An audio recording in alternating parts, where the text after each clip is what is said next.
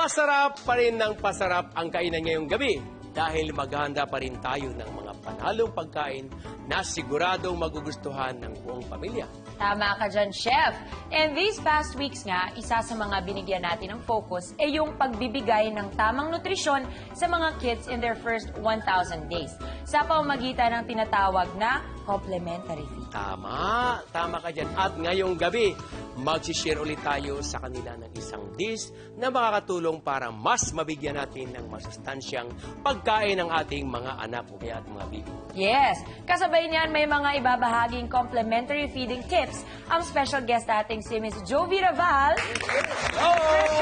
Chief of Nutrition Information and Education Division ng National Nutrition Council. Hi, ma'am. Welcome. Again. Welcome po, ma'am. How are you? Fine. Oh, na-miss kita. Second time na. Yes, that's nice to have you back on the Oo. show po. Thank you. Naku, kasi mukhang excited na silang lahat na matikman itong iluluto natin. Simulan na natin ang pagluto ng ating Pinoy Pagiti. Pinoy Spaghetti? Oo. Hindi Pinoy Spaghetti. Hindi, Pinoy Pagiti. Kasi maganda siya, gulay, masustansya, lahat ng nutrition ay nandyan para sa ating anak na maliliit. Alright. So ito nga, siyempre ang technique naman natin, meron tayong kamatis, unahin muna natin. So yan, tatanggalin natin yung pinaka-core. Then lalagyan natin ng eggs. Mas madaling matanggal ang balat kapag tinatanggalan mo ng ganyan. Ma'am, may I ask, meron bang mga certain cues para malaman ng magulang na ready na yung anak nila for complementary meals? So actually, pag talagang pagtungtong nila ng 6 months, ready na talaga sila. So kailangan, makikita mo yung baby, kaya na niyang i-hold yung sarili niyang neck. Yes. Kaya na niyang humawak ng bagay-bagay with yung kamay niya. Opo. And then, kaya na niyang i-move yung jaws niya left-right. So, ibig sabihin, kaya na niyang lumunok din. Ma'am, ano naman po ang mga tips na ibibigay nyo for parents? How can they make it an enjoyable experience para sa anak without really forcing?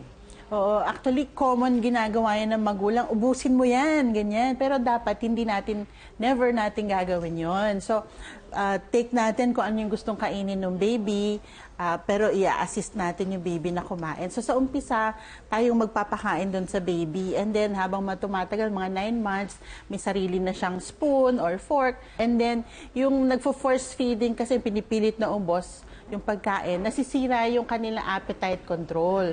Nagiging matakaw yung baby, or mapili kumain, walang gana, yung mga ganon. So, taliwas pala siya sa alam ng karamihan. So, may mga signs din na paggutom na si baby. Oh, that's Last nice. sign na yung iiyak siya, gutom na siya noon. So, yung pag-active feeding, uunahan mo na siya, pakainin, bago siya umabot dun sa puntong umiiyak na siya. Ang galing! Oh, di ba balik tayo rito? Ito na po yung binablanch ko kanina sa mainit na tubig. Madaling balatan, tinan mo. Di ba? Oh. But we want to encourage also yung variety ng pagkain. Opo. Kaya habang tumatagal, yung requirement natin sa baby, at least 4 or more of the 7 food groups. Opo. Para makuha nila yung iba't ibang sustansya. So yung 7 food groups, meron kayong staple mo, pwede yun yung lugaw mo, pwede nga yung sa example natin, yung noodles, and then pwedeng potato, kamote. So that's one food group. And then the other food group, yung ating source ng protein, pwede yung mga meat, fish, mga manok. And then another food group, yung egg. Opo. So pwede natin bigyan sila ng yung egg yolk, basta na mash. And then mga legumes, kagaya nga nung mani, mga butong gulay. That's the 4th. And then the 5th, mga vitamin A rich na fruits and vegetables. Yung 6th food group would be mga iba pang gulay at prutas. And then yung pang 7th food group, yung mga dairy, milk or dairy products.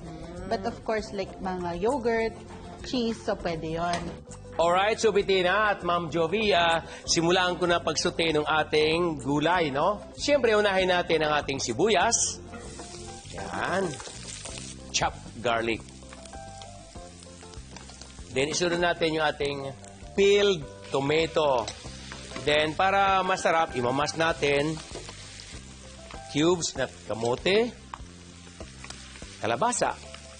Pag papakainin yung baby, of course, dapat pasusuhin muna, breast milk muna. Okay. So, ang ganda ng talakayan, talagang nare-refresh ako nung bata pwede ko pa na ako. ito Didiktikin mo sa almirez. Tapos ito naman, yung talong na inihaw, kanina, inihaw po para mabango. Ilagay ulit natin dito.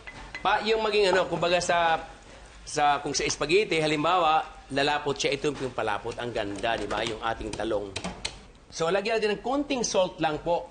Konting salt lang. Iodized salt siya. Iodized salt. Yes. May iodine. Iodine.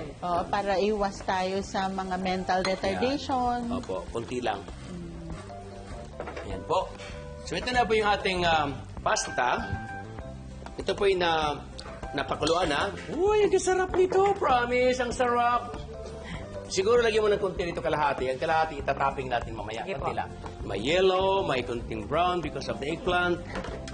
Ayan na. Wow. Nakakainis. Ang ganda naman ito. Good. I never knew baby food would look this good. Oo, grabe. Tapos lagyan mo ng konting... Sige, lagyan mo ng mais muna. There you go. And then you have to do the ping, ping, ping with the peanuts. Come on, baby. Ping, ping, ping, ping, ping, ping, ping, ping, ping, ping, ping, ping, ping, ping. Yeah! O, di ba? Masustansya lang, madali pang gawin. Ito na agad ang ating Pinoy Pagiri. Tikman natin yan. Viva Pinoy Rito! Pinoy, Serve serve yan! Miss Jovi, I'm sure you will Ito enjoy. na lang po. Ilagay ko dyan. Tapos, ako na po mag-serve sa inyo. Wow, ang ganda ng itsura niya, no? Very colorful. So ito, yung recipe na to, meron siyang kamote. Yung kamote, very high in vitamin A. So ito yung nagpapalakas ng resistensya laban sa sakit ng mga baby. Ma'am, Yes. please. Bon appetito. Ganda ng kulay. Iba-iba yung naglalarong texture sa mouth. So, mag-enjoy yung baby dito. Ganda ng kulay. Enjoy ba kayo? Yan, di ba? Hindi lang pang bata.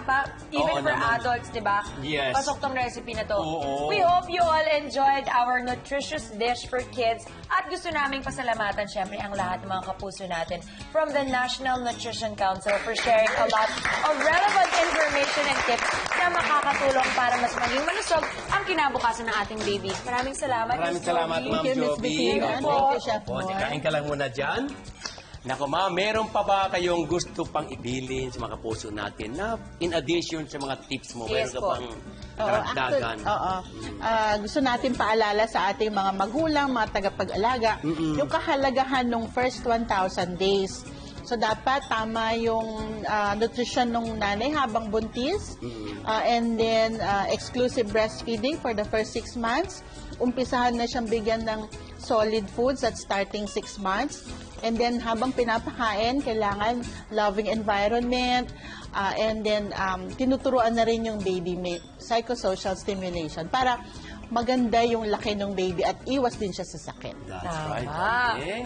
Thank you so much, Miss Thank you, Jovi, ma'am. again. Thank you, ma'am. On that note, lagi natin tandaan mga kapuso, Mom at Dad, first 1,000 days ni baby, pahalagahan para sa malusog na kinabukasan. Tama yan. Ituloy natin ang panalong Pinoy Kainan sa pagbabalik ng Idol sa Kusina!